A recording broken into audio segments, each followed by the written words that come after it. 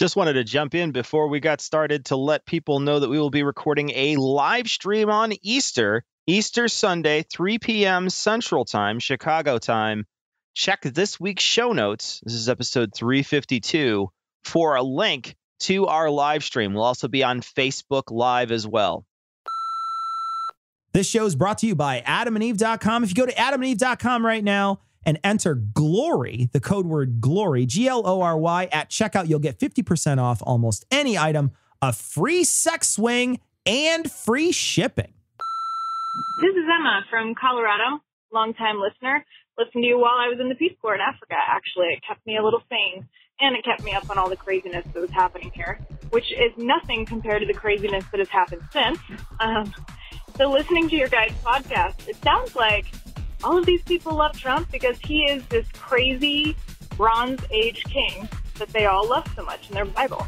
I'm not sure most of these people are New Testament, so it makes total sense to me that they love a racist who wants to build walls and destroy basically everything that we know. It all makes sense now. He's their king. How terrifying is that? Keep up the good work, guys. Yes, hello, this is your listener Roman from Brazil. Just a quick follow-up to the beautiful story of the goalkeeper Bruno. And since you mentioned it as a joke, I think he actually is seeking to get back his son, that is to get the guard of his, the legal guard of his son. And at least from the news here, there's a pretty good chance that he will at least get regular visitations right. Well, just a quick follow-up to this story, and, well, Brazil is a real fucked-up country. Glory hole!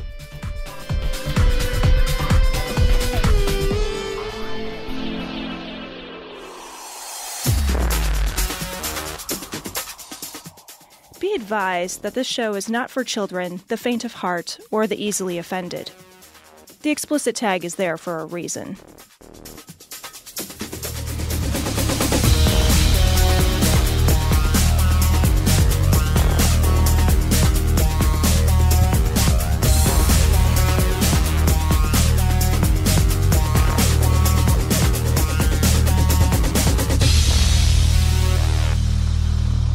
Recording live from Glory Hole Studios in Chicago.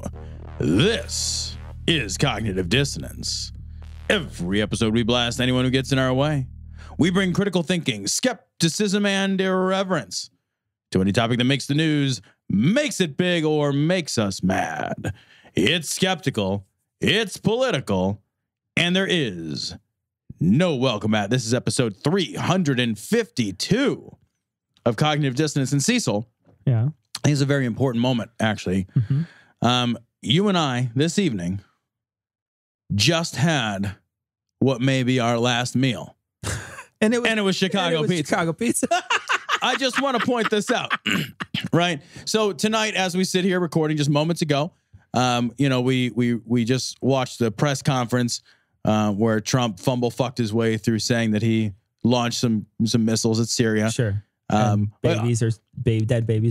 He feels real bad about the dead babies, the beautiful dead babies. I feel, to be fair, like I'm making light of this in order to make a pizza joke. Jesus. And I was honestly really upset and unsettled by the fucking video that came by out the dead babies video. Yeah. Because if you're not, then something deep inside of you is broken forever. Yeah. If you watch that, you're like, no, I don't care. If you're like dead. dipping Fritos in the dip while you're watching it, there's something a little fucked up with you, I think. Hey, he's shaking. Yeah. He'll be fine. Hey, he's not even dying quick. Yeah. So we're very unlikely to have any future episodes or a future, for example. This is how World War III starts, with fucking Donald Trump. That's it. The thing is, like, we have, we talked a few moments ago, like how this is a watershed moment. It's pretty important moment. Yeah. It's a pretty important moment. He launched missiles at 50 missiles at a airport, a runway that specifically Assad was using to launch these gas attacks. This gas attack that killed people last week.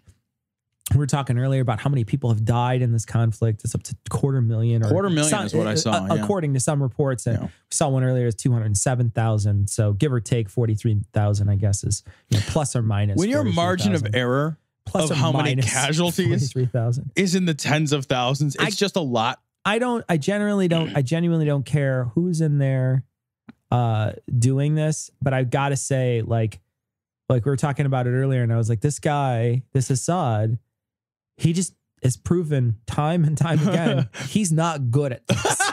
Like, he's just not. You're not good at this. Well, hold on. If this is let me define this, because this could be gassing your own citizens. Right. In which case, so far he excels. Gold star. Oh yeah, absolutely. He's getting extra credit. Even. Right. Yeah. He's done it twice. He's done it twice. Yeah. Sure. So he wins the Booker Award or something. Control group somewhere. But when this is what I'm talking about, this is running a country, he's exceptionally bad at it. He is not good at that. Well, again, if running a country means, caring for your citizenry, and attempting to not have them be dead, right? Like, like you have to make sure that the ones that go into the machine come out of the machine in the same way they went into the machine. Exactly. Yeah. And that's not how that's working at this point. Now they're coming out sausage links. And that's not a thing. But he's a disaster. And for many years there's been this conflict over there, and it's not just one-sided conflict. It's ISIS on the other side. Who's to cheer for in this conflict? Nobody to cheer for. Yeah.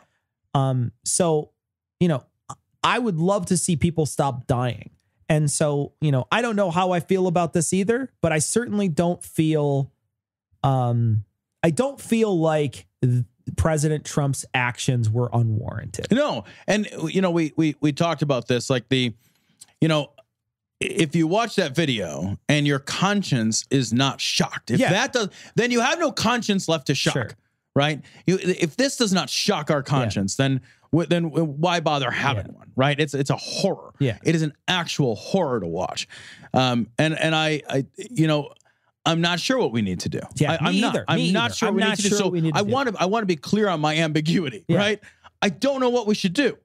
I'm concerned, though, that the guy who is in charge and gonna do it is also not sure what to do. I also feel like I don't feel like he's a smart guy. I also feel like Trump is unlike other presidents we've had. Trump is one of these guys that I don't know that he can handle all the ramifications. And it's not just I don't think war he thinks chess 3 pieces ahead. It's not just war ramifications. Right. It's, ally ramifications. It's political ramifications afterwards. It's destabilizing the region ramifications. There's all these different things. I don't know that Trump's the guy that's going to be able to handle it. I hope he's got the best guys, right? But my hope is he doesn't seem to have the best guys either. I know. I'm not confident he does, but I hope that we don't wind up in a situation that's worse than where we're at right now. That's my hope, right? Sure, right. I'm not a Trump guy, but at this point, I've kind of got to be like, well, you're the one driving. Sure. I hope you get us through this. It's like we're talking about fucking Sam Harris going to land the fucking plane, right? It's like, right now, we need somebody to land this plane and nobody's qualified. Yeah. The guy in the pilot seat is the guy we got to trust. That's a scary thought. There's nothing you can do about it. I know. You got to land the plane. Yeah. Ugh. That's why I'm so worried right now. Who knows what Russia's going to do? I don't know what Russia's going to do. I don't think they're going to send a greeting card. Well, they're certainly not going to be like, Russia's not a sternly worded letter kind of place. Right. And so, right? So did we kill a bunch of people? Probably not. You're pushing against Assad, and Assad now is weaker, and then the other group gets stronger because of it, et cetera. There's a lot of things in play here. So, but what's Russia going to do? Yeah, it's the thing is that it's an incredibly complex issue. And Trump does not appear to be a man who deals with complexity well. No. Right? And I'm trying to be as kind as possible. He cuts the Gordian knot, right? Yeah. Like, he's not trying to unravel the fucking thing. He's just like, give me a sword, fucking slice that fucking thing, right? I don't care. That's his every solution. The guy walks around with a hammer, right? Yeah. Every fucking problem's a nail. Yeah. He scares the shit out of me, man. the fact that he has missiles at his disposal, Yeah. it's not a good. Yeah, no, we're in a bad situation. And, the thing is like I think the one thing that's going to save us with Russia is that they installed Trump. So, so at this point, and I don't believe this. Let me preface it, guys, with I don't believe this is the case. But were I a conspiracy theorist, and I am not, and I do not believe that this is the case, don't send me your fucking emails. Yeah. But maybe this is Russia's way of dealing with Assad without having to deal with Assad. Sure. Right? Like Russia decides, oh, fucking, we got it. This guy's a fucking liability. Sure. All right. Can we put Trump in place? Yeah. And then we'll just convince him to fight Assad for us. And then we can, oppose it, but not actually oppose it. Yeah. And saber rattle, grr, rah, rah. And then, you go do your thing. Right? That feels like a lot of work. I'm not. I know, man. That's why I say I don't believe that. But you could write it, right? That's a story you could write. Yeah, but yeah, it seems like all they would have to do is just be a little weaker and just let people know on the DL. Be like, hey, we're not going to push back if you guys give a little shove. You know what I mean? Right. Like you can easily just let people on the DL, be like, it's not like they don't have ties with other governments. So you're right. That's why I said I I don't actually believe that that's the case. It's crazy, but I bet somebody floats it. Like, I bet somebody floats it with serious. We saw earlier that people think that fucking the gas attack didn't even happen, that it's a false flag attack. You're just getting gaslighted? What? We gaslighted the whole country. Well, I wonder what they're going to say about this, though, because we launched 56 or 59 missiles against a runway. Are they going to be like, oh, that's a false flag attack too? Or it's a false flag. Yeah. It's a more false-ish flag. Yeah. It's a... Yeah. To double false flag. Did you know that two false flags makes a true flag? You know why it is a false flag attack is because when you shoot missiles at a runway, you have to land them with semaphore. So you have to do those two There's a guy standing there. You are not cleared for landing.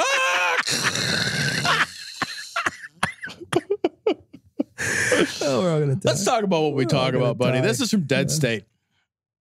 Christian activist. God will curse the children and grandchildren of those who opposed Trump. Man. Wow, that's a lot. All right, so here we go. This is doubling down. Mary Colbert or Colbert, I'm not sure, on the Jim Baker show. Oh, no, really? It's not that Donald Trump is all that perfect of a guy. We all know he's not. I love it. Even his supporters are like, look, nobody likes him. You know what Trump is? Trump is your fucking super drunk friend that everybody's always going around a pot. Look, Jim's fucked. All right. I'm real sorry. I didn't mean to invite him, but he's Jim. He saw my Facebook page and he knew you guys were coming over because you posted you were excited about coming over. And he's like, hey, what's going on? He always does this. It's just his thing. Winky face. Right. LOL, LOL. You got plans for tonight? Oh, yeah. You should come. I'll bring vodka. Always bring too much of it. Right? Yeah. Hey, guys, anybody else wants to do shots of Everclear and die? Yeah, all right. Great. It's fucking Jim. It's Jim. That's great. And we know that he's not necessarily intelligent. He's not like this. She's like, he's not good. He's not smart. Perfect. He's not worthwhile. Here are the things he is not. Can I just have a list of positive adjectives? Perfect in every way that we would like. That's not how God works. He works through the ones he chooses. Right. We actually choose our president. Look, this is what we have. I'm not making another president. You are either going to take this president and go to bed and let mommy sit with her box of wine. But I'm not making another president. That's it. This is the only president you get tonight. Or you go to bed hungry. That's it. That's what you get. Okay. I love the idea that she's like, look, this is just what we got. All right. Like nobody likes it. Nobody's happy. Look, I don't like it in the ass. It's not my thing, but it's your birthday. So I don't know. The good thing is that tomorrow I'm going to go to the bathroom real fast. So we don't choose them. No. All we have to do is recognize them. Yeah. And when you recognize a chosen one. Yeah, I can tell you the chosen one is. He's Keanu the one Reeves? that Russia chose. So he's the one that got fewer votes. The lesser chosen. The chosen one that was chosen less times. Chosen less times. Yeah. Okay. Definitively less time. The people And you have the discernment to know that they've been chosen and know that that's the will of God, then your life will be blessed. Yes. And if you come against the chosen one of God, okay, you are bringing upon you and your children and your children's children curses like you have never seen. Curses foiled again. Like curses. Are you serious? Curses, Cecil. I got curses. I do have. Don't make me curse you or your little uns or your little uns, because I will curse all the little uns. That's ridiculous. You know, like if you get fucked over for every decision that people make and it lasts fucking 3 generations, like at some point we're just all boned. Yeah. You know what I mean? Like I'm pretty fucking certain my grandpa fucked something up at some point, At right? some point, your grandpa didn't pay attention to who the president was because he was chosen by God. Plus, not only does it fuck you 2 generations out, right? But I have 2 grandfathers and 2 grandmothers, right? No kidding. So I have 4 opportunities to get fucked 2 generations out By your shitty grandparents, Right. who only sent you $5 in the fucking mail. Fuck you, Grandma. Fuck, Grandma. Jesus. I'm glad you're dead. Ooh, here's a fucking shitty tin of cookies. Great, thanks, Grandma. Can't give me a fucking Game Boy? What the fuck's wrong with you? You know, I'm gonna put your ashes in the cat box. Ooh, they're clump. That's right. It puts a holy fear in me. Yeah. You know, and They're picking the flaws out of this man that God has chosen. Right. Yeah, he's fucking obscenely flawed. He's fucking like he couldn't find a less flawed guy. It's like if it was like, oh man, you're nitpicking all the flaws in my diamond. You take a look at it, and it's just a lump of fucking coal. Yeah, you know, it's like it doesn't have much sparkle to it. It's a fucking black lump of shitty. It's a fucking briquette, dude. It's a poo. Yeah. It's just a poo. It's just a. It's a Kingsford fucking briquette. And it's not even like a match light. Like you have to like put it in the chimney and light it on fire. It's the worst. Do you think they would be talking like this if we had chosen Hillary Clinton? Do you think? Do you think?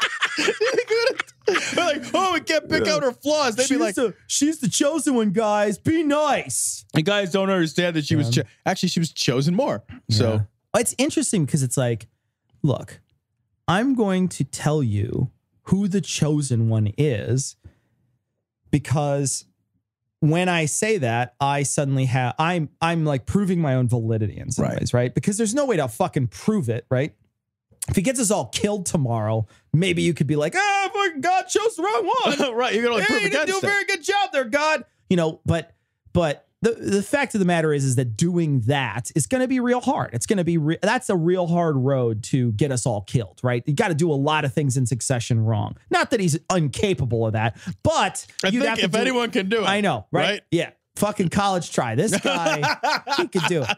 But you know, the fact is that's a hard thing to do, right? Right. So what's going to happen is like what happens with most presidents. There's, you know, their approval rating goes up and down because they say they're going to do stuff that they don't. Congress decides yes or no to do certain things.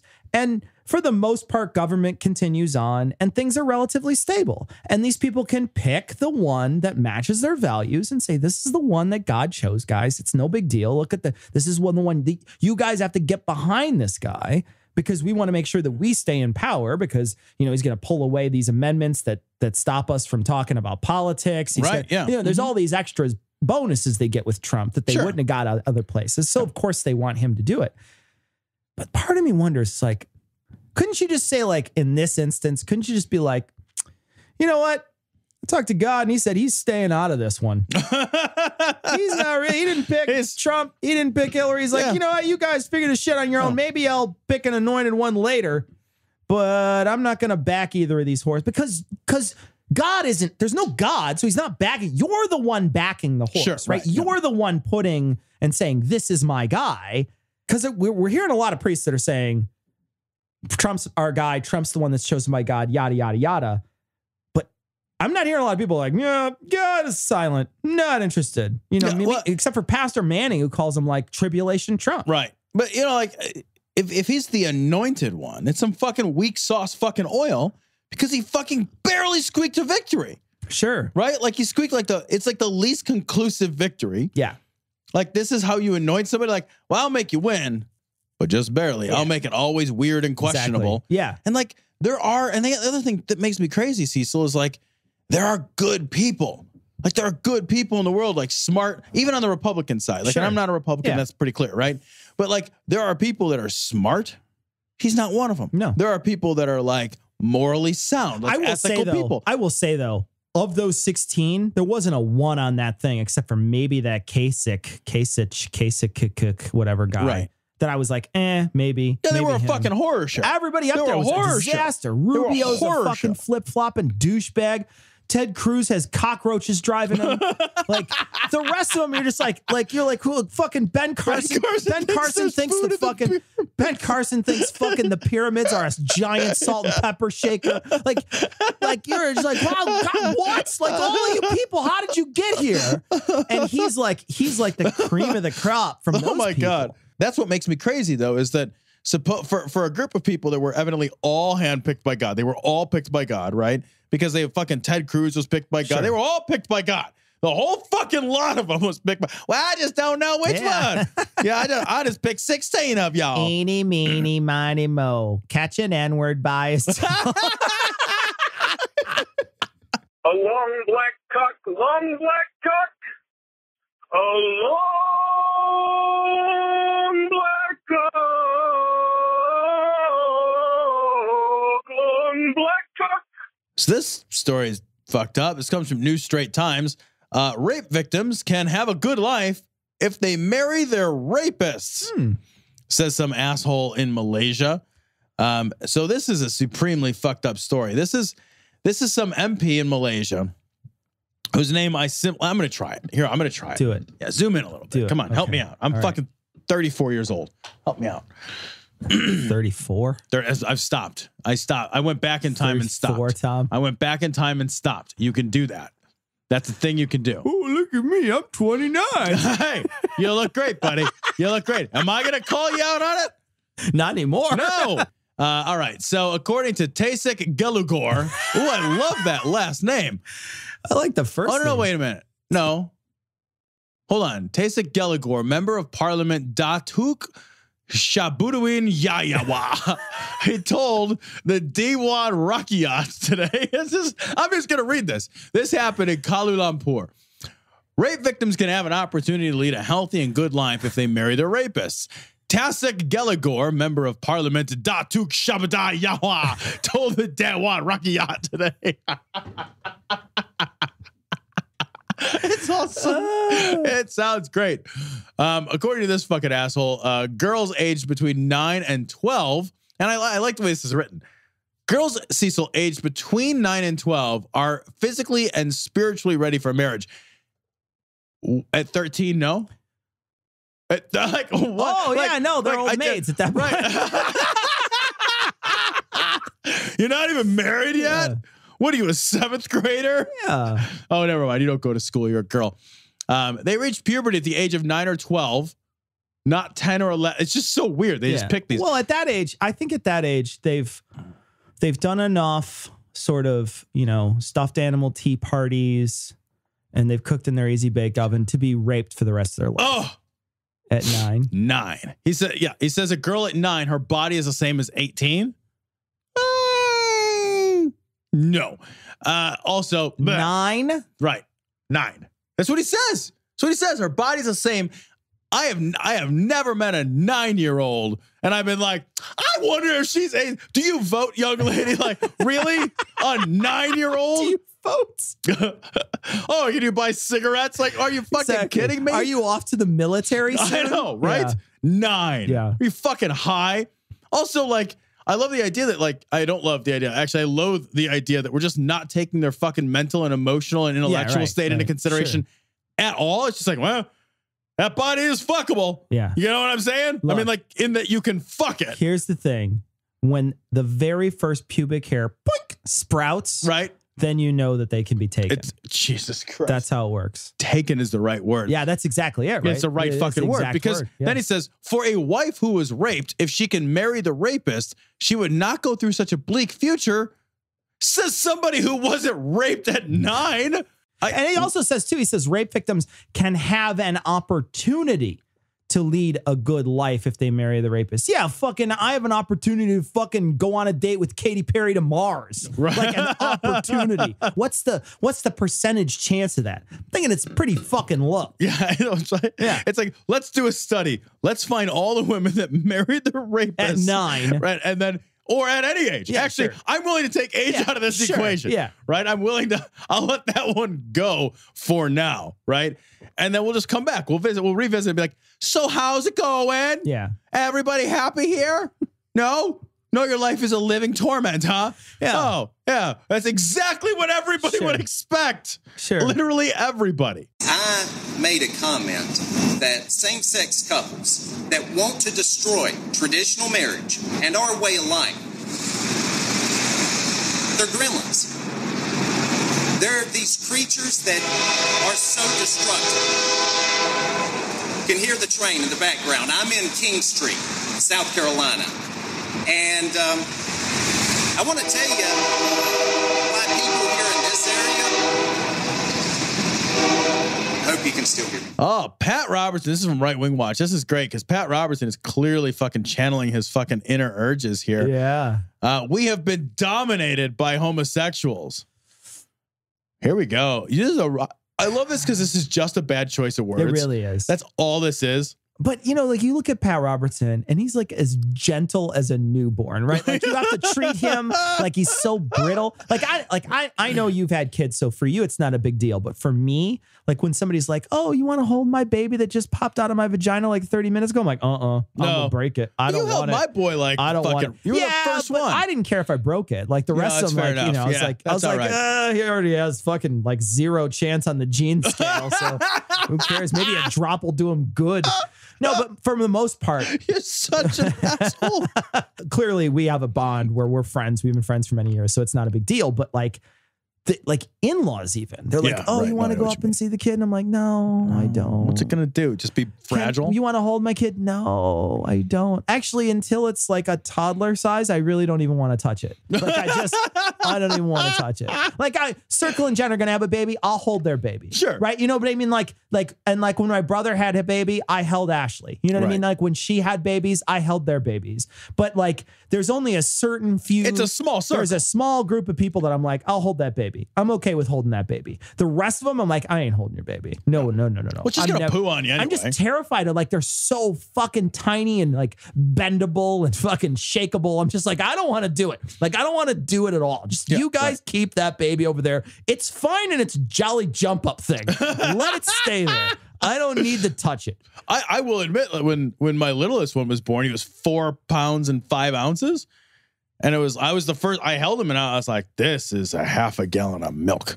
Like this is like holding nothing. Yeah. And I am not a gentle or subtle man. I was like, I break shit. I didn't hold your little baby for a while. Yeah. He was stupid small. Till he was like 10 pounds. Then I was like, yeah, I'll hold him now. But after a while, it's like fucking crazy. But it took him like a while to get up to 10. I mean, it took him a while. So I did not hold him for the first several months of his life. He was literally scary small. Yeah. Yeah. He was terrifying to me. I had to fucking hold him. I was like, I'm going to fucking break this. I'm going to break this thing. It's the only one of these I have. I'm going to get in a lot of trouble.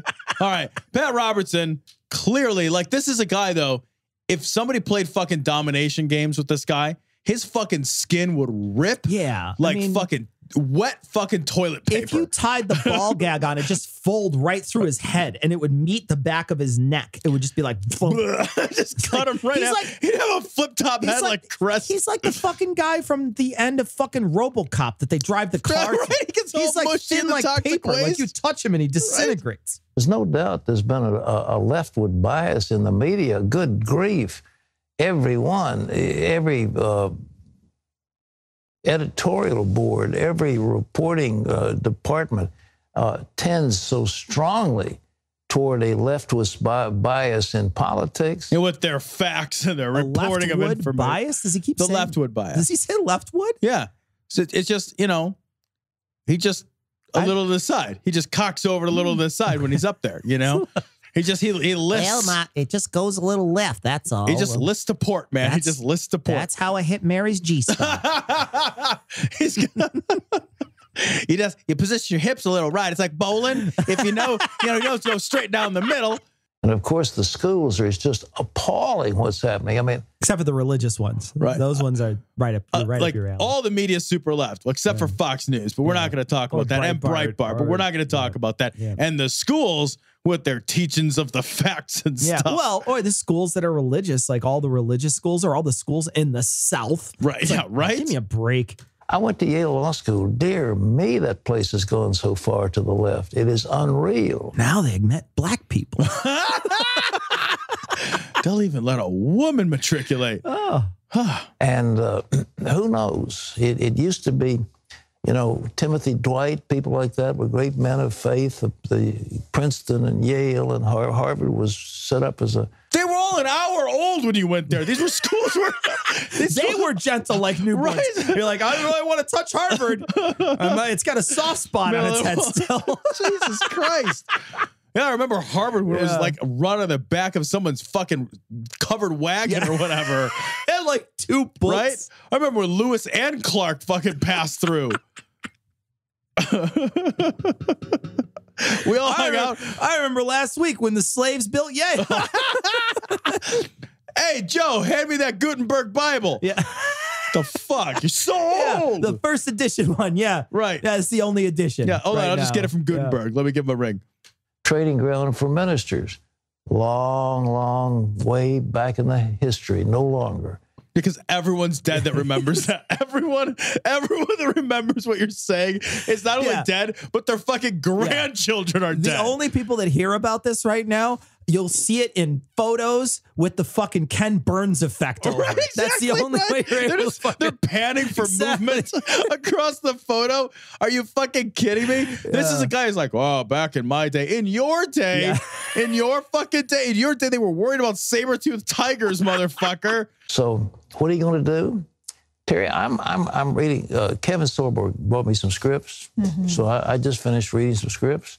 Got one I think will make a pretty good movie. I'm going to talk to Kevin, see what he thinks. We got to make some more movies. I mean, he's done a great job, but we need more. What? Yeah, you know what you need more movies of? Kevin Sorbo movies to fucking convince people of God. That's going to work. Kevin Sorbo never made a good movie ever in all the history of time. Kevin Sorbo.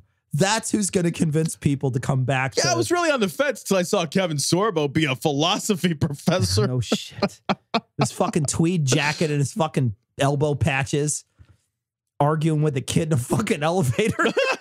Threatening him. They threatened to fucking fight that kid just about. God, what a terrible movie. God. If you're ever interested, you can check us out on God Awful Movies. I'm not sure what episode it was. It was one without Eli on it because he was away doing So it was magic. a really good one. But it was just us two and Noah and Heath, and we just reviewed God Is Not Dead. And it's seriously the worst fucking movie ever. Are people out there who are entering the arena and making their voice heard? We just had a guest last week, the Unholy Trinity, that had a lot to say about culture and what's happening, and we need to know we have to do it, and people are interested. They're after all, when you get right down to it, Christians still are the overwhelming majority in this country, and we have given the ground to a small minority. You figure lesbians, 1% of the population, homosexuals, 2% of the population. Lesbians are homosexual. I just made a bigger Venn diagram with the thing in the center. Also, you're forgetting allies. And you're also forgetting dipshit Christian allies. Right? He wants to make this distinction to say Christians are the overwhelming majority and these people are only 1% of the population. Well, you're forgetting that there are many, many, many, many Christians who are just like, I don't give a fuck what you do with your private parts. Plus there's gay Christians. And there's gay Christians. But not, I mean, that's a small percentage too, but there's a lot of people, especially the younger generation, who just don't give a fuck what you do. Right. And so this guy thinks just because it's a small percentage of the population, those are the only people who care about their rights. That's just fucking stupid. Yeah. Well, I love too the idea that he's both being persecuted and the majority. Yeah. Right. Yeah. It's flabbergasting to me how he can continue to paint himself as he's able to walk that line. Though, I mean, he is the underdog majority. That's all. That's statistically all. But they have dominated the media. They've dominated the cultural shift. That's because people don't like it when an underrepresented minority group is pushed around by the majority and their rights are taken away. That's why. Yeah. It's not. It has nothing to do with. That's the only reason you and I care. That's the only reason I care. Right. And I'm not gay. I have very few gay or trans friends. Right. You know, a lot of them I met through the podcast. To be fair, you have very few friends. That's very true. Yeah, you're right. Yeah. But no, seriously, like I don't have a lot of those. I don't have a lot of gay or trans friends, but I recognize the need for me to be a vocal ally in this fight because somebody's losing their rights. Yeah. And it's important to them. So great. You know, like I want them to be able to see people on the deathbed. I want them to have property rights with their partner. I want them to have their marriage recognized all over the country. I want them to be able to go into establishments and not be discriminated against for something that they can't control. That's what I want. I want them to live a happy life. That's it. That's all. This fucking has nothing to do with whether or not this minority is cramming it down your throat. Like, you're the one who keeps on putting shitty laws in place. Wait, but hold on. What about if the way they like to orgasm isn't the same way you like to orgasm? I mean, doesn't that upset you? No? No? I don't understand. I have never thought about it. I thought more in this segment about Pat being dressed up as the gimp than I've thought about other people having sex. I need some eye bleach, actually, now that I think about it. And they have infiltrated the major universities. It's just unbelievable what's being done. So that's because they're all gay ninjas. Yeah, they infiltrated they fucking every professor's gay. Every staff gay grappling hooks. The grappling hooks are just dicks. They just throw. It's like 3 dicks all put together. They're sneaking in under the cover of fabulous darkness. They're the best dressed ninjas. Like all their fucking shuriken are accessorized properly. They're all rainbow colored, and you're like, wait, I could totally see you. And they're like, you be quiet over there, mister. Hush. Stop. Really? Wakasashi and Katana and Wakasashi are just like that fucking ball buzzer thing that they put on there. What do they call it? The massager thing. And then a giant 20-inch dildo on the other side. They're all wearing gimp masks. They have to unzip it to talk. A tiny, tiny minority makes a huge difference. So the majority is time it wakes up. Yeah, and then what did he say there? Well, when the majority wakes up, they're like, Jesus, did I just sleep with a gay guy? Whoa. Fuck. I was okay. All right. All right, I'm good. I'm not gay if I don't remember it, right? I guess I'm bi now. I don't remember it. And the point that the psalmist is making is when a nation sacrifices innocent children in abortion or infanticide, that is a sacrifice to demons. It's like food for demons, using that expression metaphorically. What I mean by that is that act of the shedding of innocent blood, the most innocent among us, it empowers satanic forces. This is from SanFranciscoGate.com. Lawmaker, miscarrying women must carry dead fetuses to term. And here's the part of this story that I want to talk about, Cecil, is that I want to read exactly what this person says. Yeah. Because then when she's pressed on it, she says, oops, I misspoke. So let me read exactly what she said, because I think it's impossible to say, oh, I fucking misspoke. Yeah. Noting that he has a daughter who is 20 weeks pregnant, Forbes asked that under the bill, would his daughter have to carry her child to term even if a doctor told her there was no longer a heartbeat? Is that good medicine, Forbes wondered. Lundgren's response, quote, this bill wasn't written for the intent to protect or govern on the side of the woman. It was written to save babies' lives, giving the choice and being the voice of those babies. They don't have one. I understand what you are saying. This fetus, this baby is not alive. I would concur that in this instance, if your daughter's life is not in danger, then yes, she would have to carry that baby. I know this doctor's saying to her, I know it hurts mentally now, but just think of how bad it'll hurt when you have to push that baby out of your vagina. If it comes out. Sure. Yeah, that's another thing. It's like, it's dead. Yeah. it's never going to make it to term. Yeah. Its term limit has been reached. Sure. Right? Yeah. Its term limit in this case is right fucking now. Yeah. I'm not gonna continue to grow after I die. Right. And well, you might. Yeah. You might. After that pizza we ate today, I'm gonna continue to grow for at least another 48 hours, no matter what. There's nothing that says her body's gonna get rid of this baby. What will happen is it will rot. Right? Like, well, what if you just carried it inside? It's vacuum sealed, though, Tom. You carry this rotting corpse inside your body for 5 months. It's more like you sous vide it for 12 months. God. It sure will denature. That's for sure. Right? You know what? This is a fucking terrible fucking image, though. What they did was they took this crib and they filled it with 2,000 pairs of shoes to signify just half of the abortions done in Iowa. So they're saying that there's 2,000 abortions done in Iowa each year. And they filled this crib full of shoes as sort of like this way to look at all these babies. And what I heard from the thing, what I read from the thing is 97% of those happen within the first 13 weeks. So 1,880 of those abortions happen within the first 13 weeks. The baby's 3 inches long and weighs 1 ounce at that point. It's a very small shoe. It is. It's a very, very small shoe. And that's what I was thinking. I was like, you can't get the double wides on that one. No, right? You know what I mean? It doesn't take a lot of bronze either when you want to bronze that. It's a very, very tiny amount. So it's inexpensive, really. The thing is, like, yeah, those are the shoes that have to be made by the little, like by the children in fucking Thailand or whatever, or because the stitching, right? Or let that ones that come to life because you fed them bread on your. Do you need baby shoes for a baby who has not yet developed feet? That's just Thomas at this point, like it's just a Thomas baby. Yeah, it's weird too because when they kick in the stomach and they it's just like a stump at that point. You see the parrot beak once in a while too. It's just a shitty stunt. That's just a shitty stunt.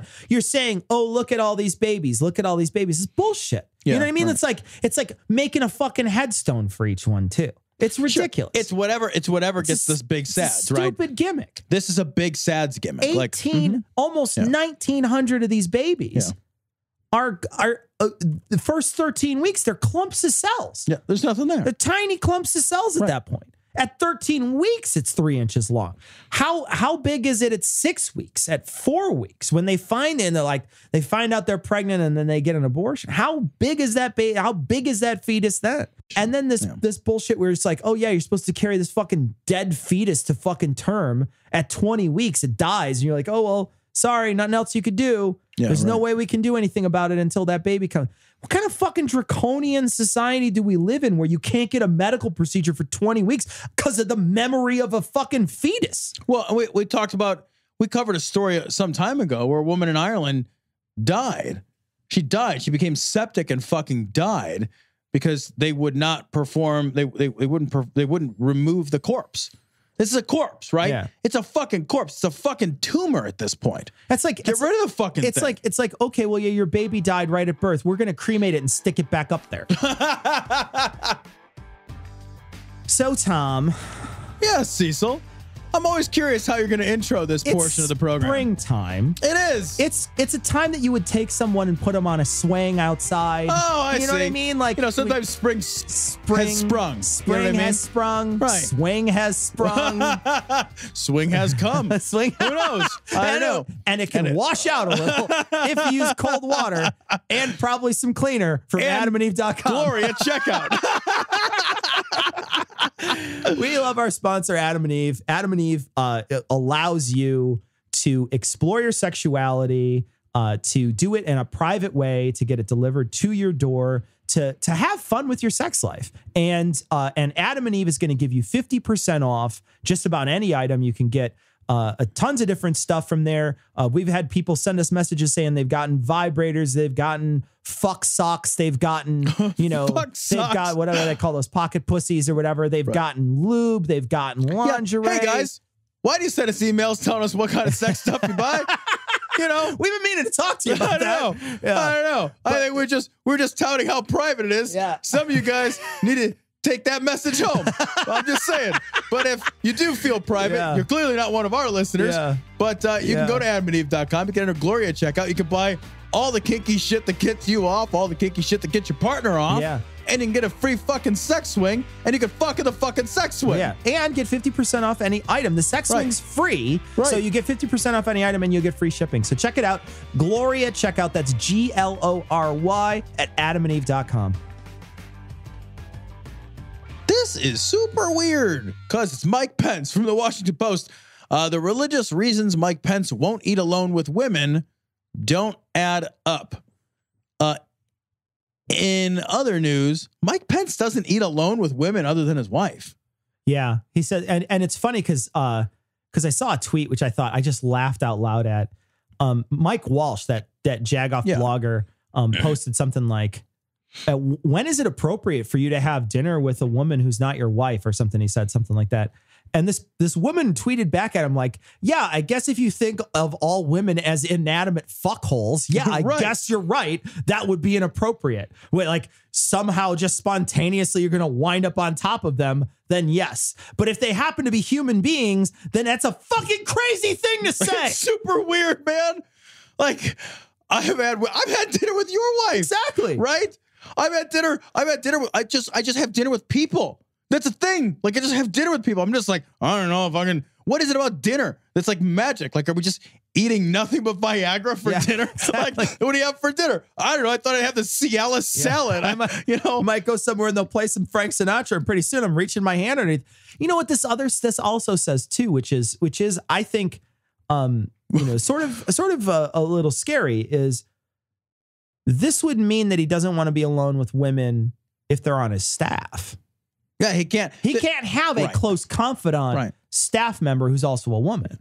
This says women have a place, and they're not, and it's not with me. It's not on a staff with me. Because he can't trust either. He can't trust women around him, or he can't trust himself around women. There's no other, or his wife is some bizarre, hyper jealous control freak. I don't understand. It doesn't. There's no good. It's not nothing. It's not like this says anything good about the psychology of anyone involved. Right. Exactly. Like I have.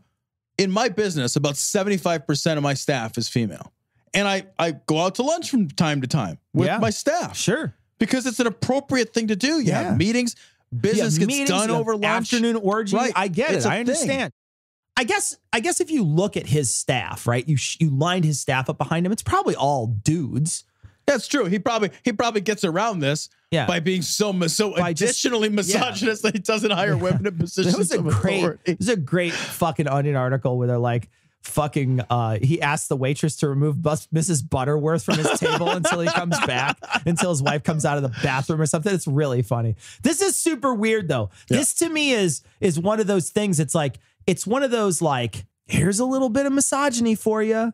Here's a touch of misogyny for you. Yeah, right. You know, where you're just like, here, I'm going to normalize a little bit of misogyny for you. It's like, dude, grow the fuck up, man. Have dinner with people that, you can have dinner with someone and not expect that you will fucking somehow lubricate their pussy and put your fucking cock in them. I actually fully expect that every dinner is going to result. Hey, Grandma, I'm coming over for dinner. Right? Your mom calls like, hey, would you like to have dinner? I can't. I'll fuck you. Sorry, Mom. Dad's got to be there. Jesus. like you get an invitation for dinner. It's like, hey, you want to have dinner? You whore. You want answers? I think I'm entitled. You want answers? I want the truth. You can't handle the truth. Oh, this is super weird. Right-wing watch. Rick Joyner recounts the 8-hour visit he made to heaven. Yo. Man, 8-hour visit. And what is the game, like 7 minutes in heaven or something? Yeah, right. Well, it depends on how deep Inception, right? How many levels? Is. How many levels down are you, or up? I guess is what you'd look at. I've seen that movie. None of it looked like heaven.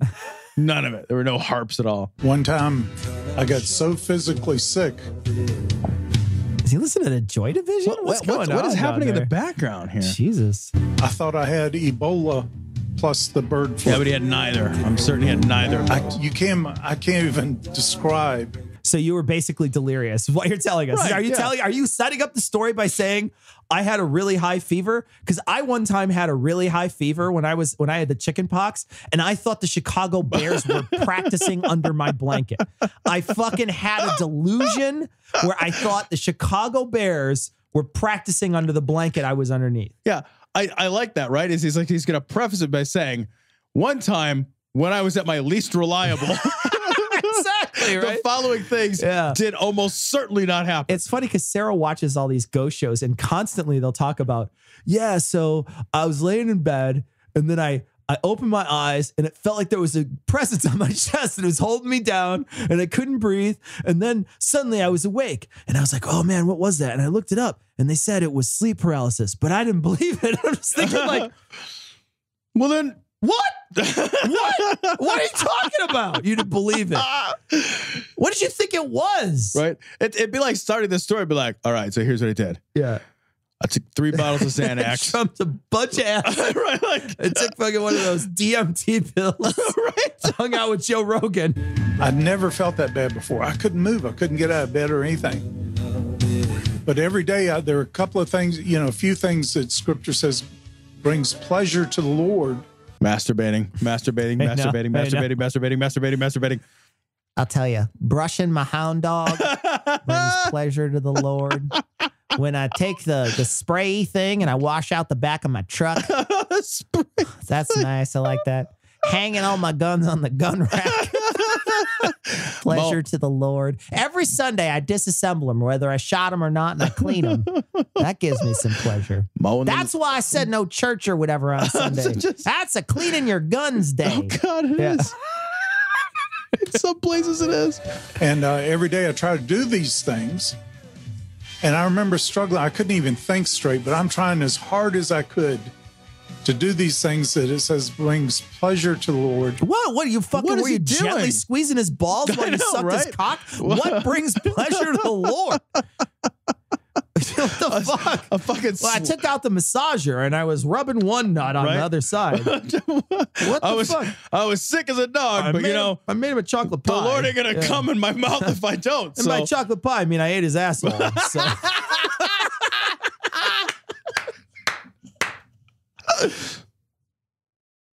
I can't keep eating this asshole. I can't do this. This is why I got sick. Indian food. This is disgusting. First of all, Lord, you don't wipe properly. This is not okay. It's like a fucking biohazard back here. Can you take a shower before we play? Jesus. Can you Nair back here?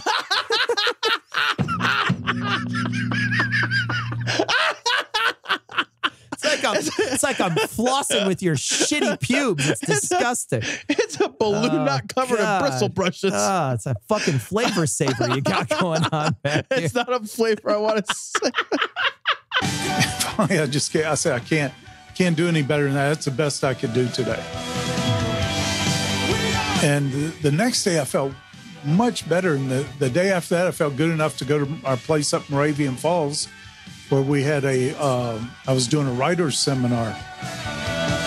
And I laid down to go to sleep when I got there, and I went straight to heaven.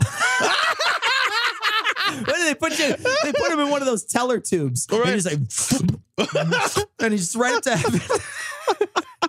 You got to get in the right one, though. You can always tell it's the right one because the teller tube has a halo on it. Oh, and right. That's the one that goes down. You got to watch the one that goes up. Like the other one. The other one, no good. Oh, the other one's bad. It's got a little tail with a fork point, a little spade on the end of it. It's warm when you reach into the tube. No way. In that one. Can't trick me again, devil. I like. I had to eat your ass last week. That was terrible.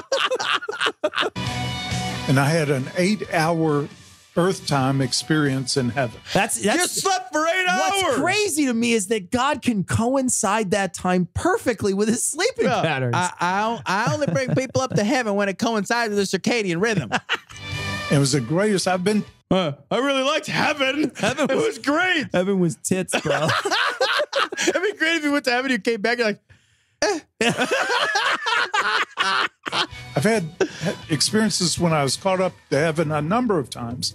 Oh, it's not his first trip. I go there on business every year. I got the easy pass or whatever. I don't even have to wait.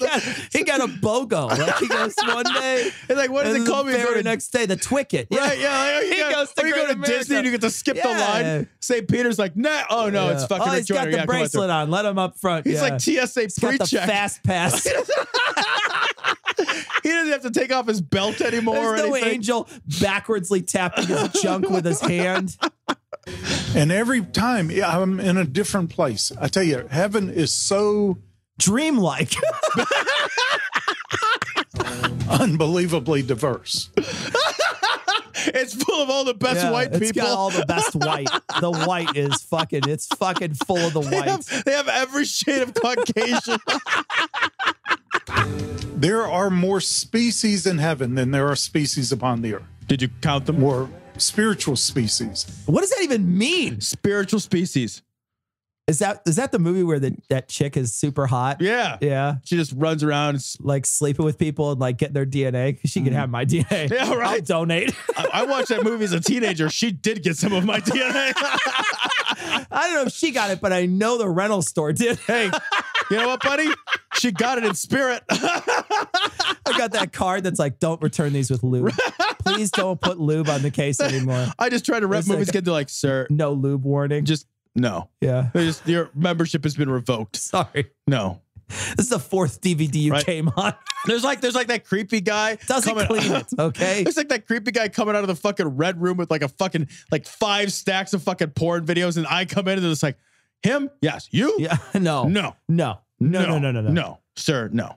That guy now who came up with 5 stacks, like his browser shuts down every time he goes on the internet. His browser's like, I quit. I'm sorry. I can't do this anymore. Right. That guy, that's the kind of guy who fucking died of dehydration as soon as he met the internet. He fucking jerked himself off into fucking camel zone. Like he walks down the house, people are like, you have humps. How's that? What the fuck happened to you? You get a taste of it as you read the scriptures and all the different beans and everything that there are. A lot of beans. There's a lot of beans. Fava, black, pinto. No, not black. It's heaven. What? Yeah, there's a lot of different species of white bean, right? Angels are just one little group in heaven. They're the messengers. But there are all kinds of... but heaven is... really good. Real good. They should have sent a poet. I mean, every time it's been a different place. It's been just a mind-boggling, wonderful place. You can't imagine. I don't think our minds can even go there to imagine things. You went there. He went there several times. And he came back and described it as, you would really like it. They have a lot of beans. I'm going to get a summer home up there. We get a shirt that just says, heaven's awesome. They have a lot of beans. That'd be great if you like looked out into the audience like, you ever been to the Hamptons? No, you're poor. Yeah. It's like the Hamptons. No, something you can relate to. No, nothing like that. You'll never go to heaven. Bean farm. Like really are heavenly. Really are there. And that's what Paul said. But this was the best part of heaven I'd been in yet. It was the good neighborhood. He went to the upper class suburb of heaven. Went to the better neighborhood. This is where they keep the upscale people. Oh my God. They had a Starbucks, like no line. The barista never put sugar in your coffee. Well, they do. You can kill her. You get to chuck her right off a cloud into hell. You know, your coffee sucks, but it's super satisfying. It was way better than any I had experienced before. It was better than the other heavens. It was the perfect place that was more perfect than the other perfect places. And at the end of this experience, the Lord said, do you know how you got here? I said, really? I don't. As all of a sudden, I went to sleep and I'm here. He said, no, you use the key to eternal joy.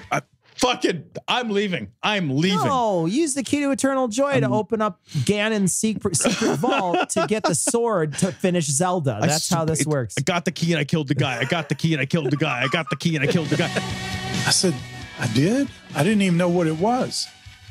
He said, yes, you used the key to eternal joy, and that's how you got here. I said, Lord, what was that key? And he said, when you decided, as bad as you felt, you were going to give yourself to bring in the Lord joy. The key to eternal joy is blow 'em when you're sick. That's it. That's the worst too, because it's that his semen's so thick it makes you want to throw up. Right. It doesn't coat your throat like they say it does. You ever drink a glass of milk when you have a cold and you're like, fucking, that was a mistake. Yeah. You're just all boogery. Yeah, you're like just all more boogery. Yeah. I have to imagine it's the same thing. I don't know. I don't drink a lot of semen. I don't drink a lot of semen. I drink just the right amount. I said a lot. To doing those things that bring him joy, you use the key to eternal joy, because it's the joy of the Lord, not your joy, that is your strength. I love that the fucking creator of the universe relies on these fucking tiny specks on a tiny speck on a tiny speck to actually give him joy, right? Like the creator of the goddamn universe, fucking the God that made fucking Canis Majoris, right? That guy, fucking the thing that's like 650 million times bigger than our sun. He requires us, and that's just one tiny thing, which is small in comparison to like the Milky Way galaxy or the fucking, our local super cluster, tiny in comparison to those things. We're insignificant. We're like an atom compared to that. And he's like, oh yeah, but I'm waiting for you to give me joy. This tiny, tiny, tiny, tiny thing in comparison. It's like he's got all the joy to give. He's got heaven, right? He's got heaven, but he needs you to give him a fucking back rub first, right? You got to give God a foot rub, right? In order to get in heaven. It's like while you're sick, like you got to make sure you're sick. Exactly. It's like, hey, can you rub my back? And rub my back first. Yeah, and fucking just rub my fucking back once in a while. You better have the bird flu, or I don't want you here. You better be real sick when you rub my feetsies. It doesn't. It just means less to him unless it hurts you when you do it. Unless you're Again, it's anal. Yeah, it's anal. Hold this, Kirk. Behold the atheist's nightmare. Now, if you study a well-made banana, you'll find on the far side there are 3 ridges. On the close side, 2 ridges. If you get your hand ready to grip a banana, you'll find on the far side there are 3 grooves, on the close side, 2 grooves. The banana and the hand are perfectly made one for the other. So for this last week, Tom, I read part of Scientific Facts in the Bible by Ray Comfort, 100 Reasons to Believe in the Bible is a Supernatural in Origin, and you read Dianetics. Now, Tom, I'm going to let you go first because we have to play a clip from Adam Reeks, who read as Ray Comfort for us. So we're going to play a clip of that. I got a couple of questions, but I'm going to let you go first on your questions. All right, I think these are stumpers. All right. I think these are real stumpers. Stumpers. Yeah. All right, Cecil. How can you tell someone is a clear? Clear, by the way, is both a noun and a verb. He actually just defines it. A clear is both a noun and a verb in Dianetics. So it's going to be interchangeably used throughout the course of this monstrosity. Now we're talking, when we say a clear, what we mean is it's a bad formula for, say, Pepsi. That's crystal? Okay. Yeah. Different. Right. So, okay. Yeah, right. So how can you tell if someone is a clear? A, when you hook up an e-meter to their balls and they don't even flinch. B, don't even flinch. They exude self-confidence and sweat, but mostly sweat. C, they aren't crazy, like even a little bit, and they're smart and vigorous. So, like, do they jump on, like, not crazy, like jump on a sofa because you're in love with a girl? Right, crazy? Exactly. Is that what we're talking about? Okay. Or D, there are no clears. Everyone's a little crazy, and if you're not, you're fucking boring. C. C is right. Yeah, yes. Yeah. He goes on this whole tangent about like everything. Like you can tell if somebody's a clear. A clear is somebody who doesn't have any neuroses or psychoses or psychosomatic illnesses. Incidentally, all illnesses are psychosomatic, according to L. Ron Hubbard. All right. So what can clear people do that others cannot do? Oh, I think I know this one.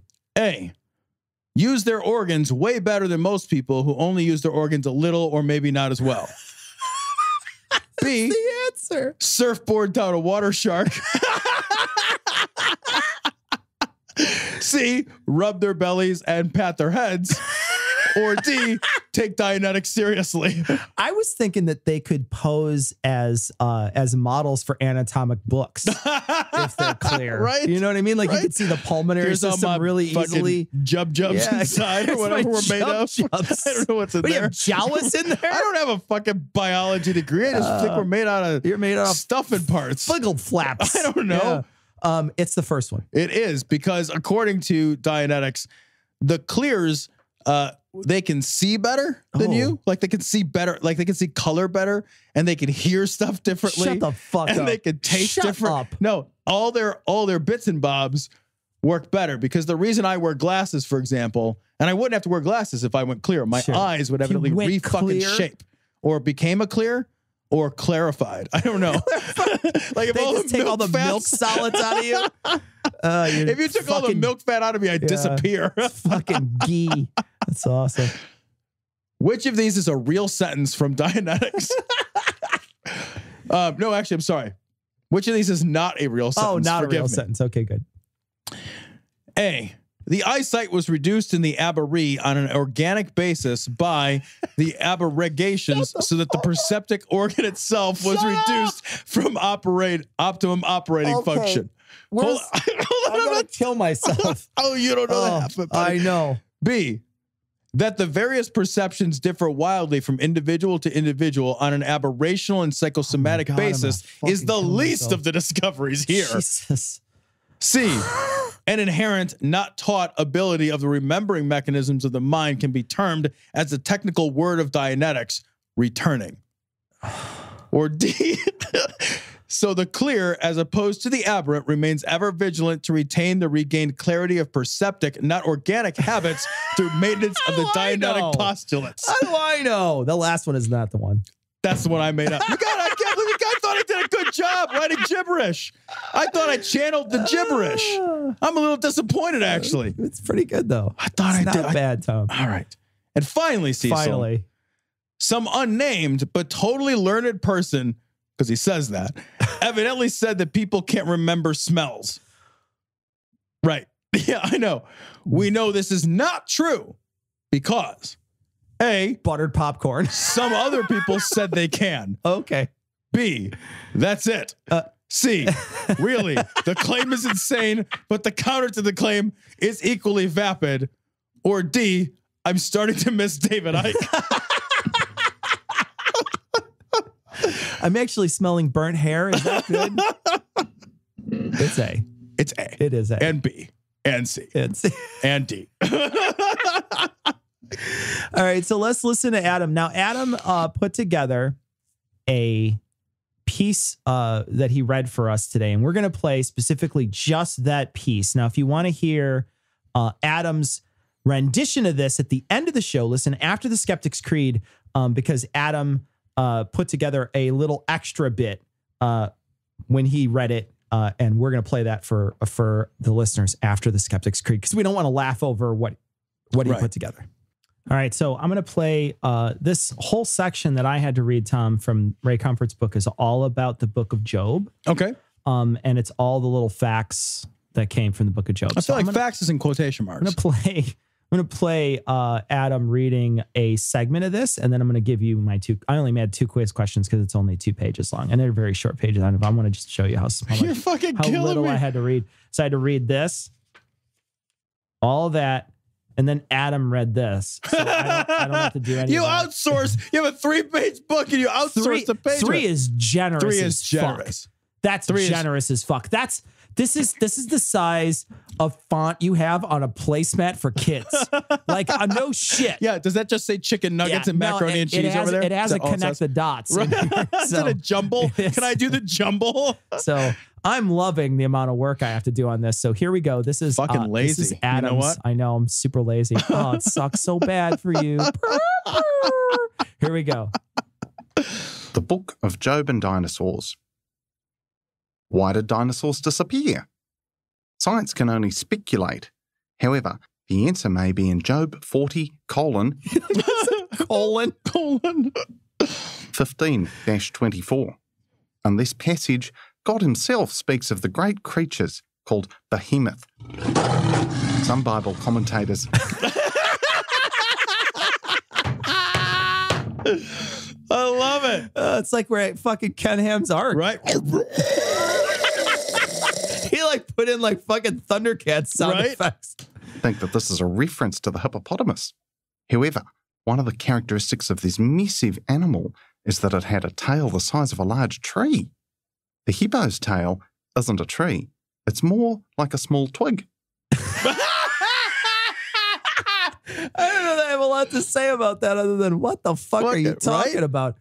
I also love I exaggerate the size a lot. Yeah. Like it's just something that we did. Yeah, baby. It's bigger than a baby's arm. Right. So actually, like we're talking about a preemie though, right? I stuffed like 3 rolls of quarters in a tube sock in there. Are you kidding me? It's like a pink roll of dimes. Half a roll. I got 250. I just want to say though, what's so funny is we get messages from Aussies, or not Aussies, New Zealanders, the Winkies or whatever they call themselves. What I don't even know. Do they have a name? There's 6 of them. Do they have a name? There is a name for it. I forget what they call them. Jubs. Yeah. Yep. The New Zealanders all say the Ruxpins. They're like, it's hilarious to hear this guy, an Aussie, try to make fun of New Zealand accent. And I'm like, I can't tell the difference. Yeah, I don't know. There's no difference. It just sounds like Adam's reading something and once in a while mispronounces something. Are the New Zealanders, like, are they also a prison people? Like, is that how they populate New Zealand? Yeah, no. I know they're clearly out of prison now. They populated it because Australia's really good at the pole vault. And so they clearly if you live in New Zealand, you're in prison now. Exactly. Like you're imprisoned in New Zealand. Here are all the given characteristics of this huge animal, colon. It was the largest of all the creatures God made, semicolon. Was plant-eating, or herbivorous, another colon. Had all its strength in its hips and a tail like a large tree. It had very strong bones, lived among the trees, drank massive amounts of water, and was not disturbed by a raging river. This is really profound. He appears impervious to attack because his nose could pierce through snares. That's so much fun to say in a Kiwi accent. Kiwis, that's what they call them. There you go. They call kiwis. Yeah, I knew it was some sort of fruit, actually. It was like the banana peoples or something. It's a banana republic, anyway. The banana peoples of New Zealand. But Scripture says, he that made him can make his sword to approach unto him. In other words, God caused this, the largest of all the creatures he had made, to become extinct. I love how he ends all these. I don't know that I have a lot to say about that other than what the fuck are you smoking, Ray Comfort? I can't believe this is what you get to read. A book written by somebody with a 2nd grade education. But what this is what they say is, so he wrote about this. I mean, just think about how stupid this argument is. In the Bible, they wrote about this behemoth, which is really a dinosaur. And so therefore, the Bible knew about dinosaurs before we knew about dinosaurs, so the Bible is true. But wouldn't it be fucking obvious for these people if that was the case? Because don't they think that doesn't Ken Ham think that fucking dinosaurs were on the ark and all this stuff? Like, wouldn't it be obvious? And wouldn't they be more prolific in all the stories? Wouldn't it just be like, oh, there's just one passing remark about it? Fucking Ken Ham thinks we fucked them like rode dinosaurs and used them for like fucking plowing fields and shit. I know. And nobody we fucking stuffed the fucking garbage disposal shit down the stork face. Like he thinks fucking the Flintstones is a real thing. So like, wouldn't they be fucking like making tons of appearances throughout the Bible? Wouldn't we have to edit them out?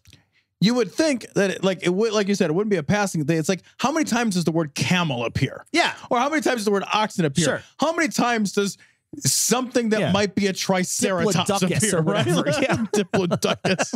Diplodocus. My 10-year-old would throw something at you right now. It's Diplodocus, man. It's Diplodocus. Diplodocus. I'm going to call it a Diplodocus now. He's going to lose his fucking mind. God. Well, if you want to hear the sound effects that Adam put in, listen after the Skeptic's Creed. Thanks, Adam, from the Herd Mentality for reading for us yet again. We're hoping that he can read a passage from each chapter of this book for us. He's been so generous with his time. So thank you, Adam. I want to read my 2 questions. Okay. All right.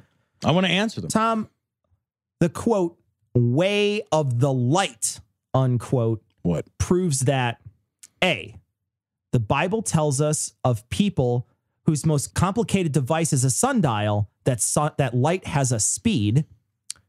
B, how the Jewish media refer to the whitewashing of Hollywood.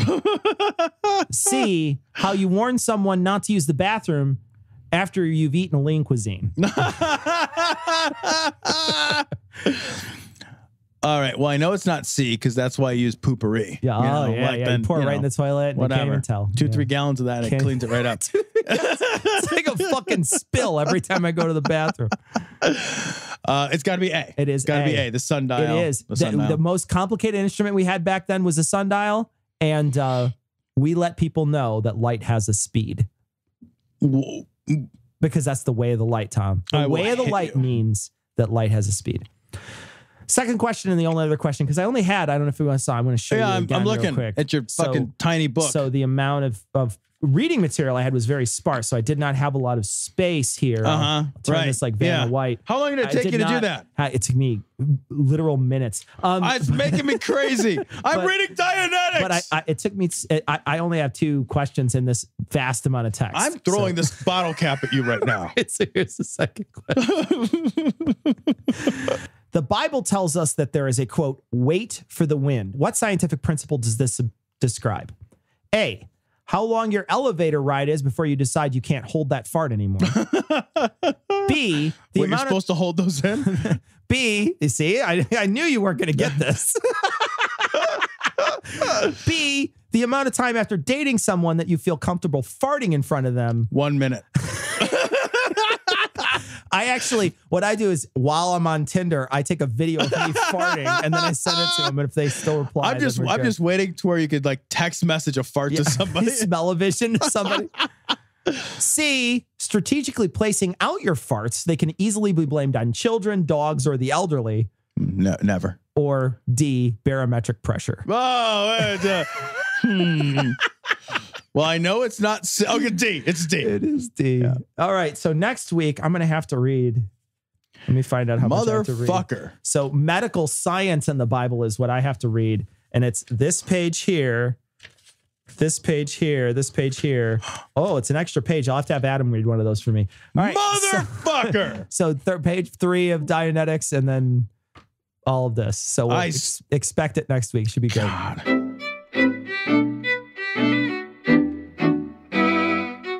So we want to thank all of our patrons, of course, but we want to thank our most recent patrons, Philip, Michael, English Joe, Michelle 5150, or 5150, which is like a Van Halen album, isn't it? 5150.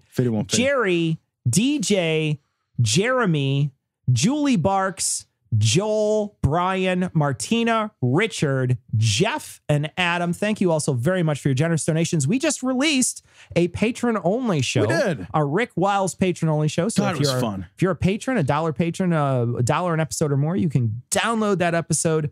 It's available to all patrons right now. So if you become a patron, you can listen to it. And for all you patrons, thank you. Thank you very much. We're hoping to do another one of those in a couple months. Keep on trying to do those so that people have a very special thing, some gift that we can give you for housing us, for giving us equipment to use. So we want to thank you very much for that.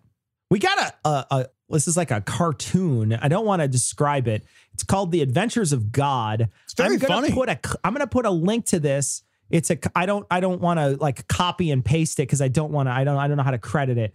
But Jason sent this in. Thank you. It's very funny. It's a short cartoon. It's going to be on this episode show notes. Go to dissonancepod.com and click on this episode. This is episode 352. Cameron gave us a poster that is, pretty unflattering. But it's awesome too at the same time. It is. It's really good. It's really great. It's just, it's such a great caricature of us. It makes us look as ugly as possible, which is Which is crazy because it makes us look more ugly than normal. I don't know how. I don't know how it's possible, but he did. A smudgy pencil. So Cameron, thank you. This is funny though. We're going to put it on this episode show notes. It's a picture of our Aussie tour. It's hilarious. I just wish I could grow a beard as well as the picture of the beard. Yeah. I can't beard that hard. I wish my eyes were that weird iris thing that's going on. I don't know there. what's happening. I have a fucking snake biting me in the skull. I am being eaten by, I think, a crocodile snake. So that's awesome. This is great though. So check it out in this week's show notes. Thanks, Cameron. It's very funny. Tom, we got a message from someone who I can't read their name, but they work in the nuclear kind of weapons industry. Yeah, and basically bottom line here is all of our nuclear stockpile's old. And all the money we're spending on it is just to make sure it doesn't explode wrong or early or gets to where it's supposed to go before it explodes right. Yay. We got a bunch of fucking defective old bombs. But at least they're world-killing bombs. Yeah, at least there's that. Oh, my God. Oh, this is great. We got a great image of Pat Robertson. I love it. This is going to be on this week's show notes. This is by Emmerich. So thank you for sending this in. Hilarious. God, it's so good.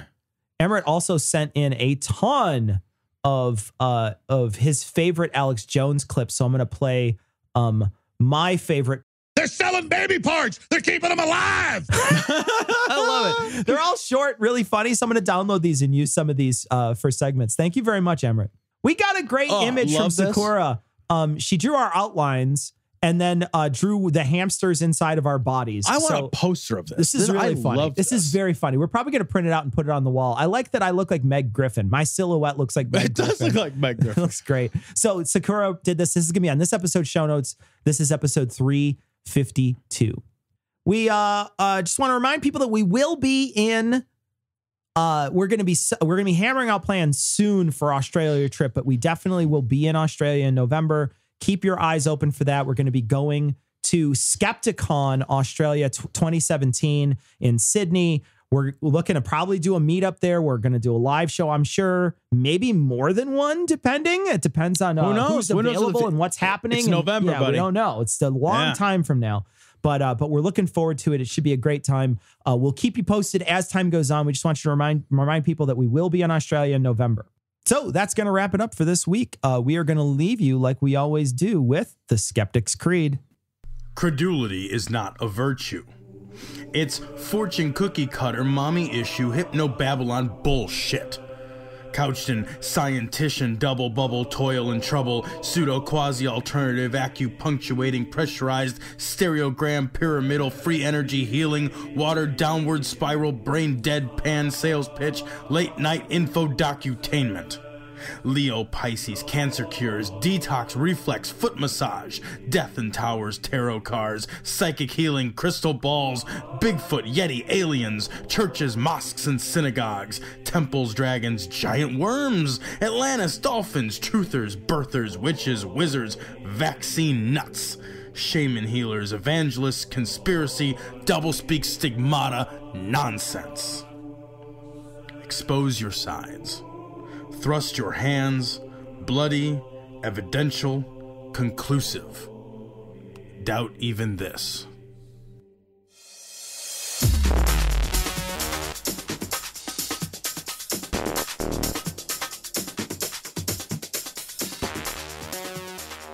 The opinions and information provided on this podcast are intended for entertainment purposes only.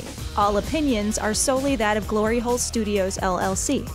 Cognitive Dissonance makes no representations as to accuracy, completeness, currentness, suitability, or validity of any information, and will not be liable for any errors, damages, or butthurt arising from consumption.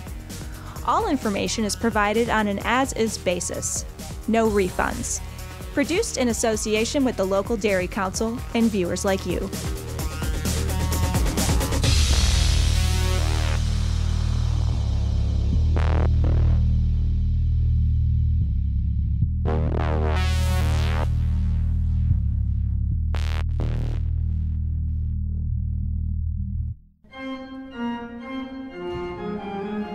And now, for a brief break from cognitive dissonance, to join Ray Comfort for a brief lapse in cognitive activity.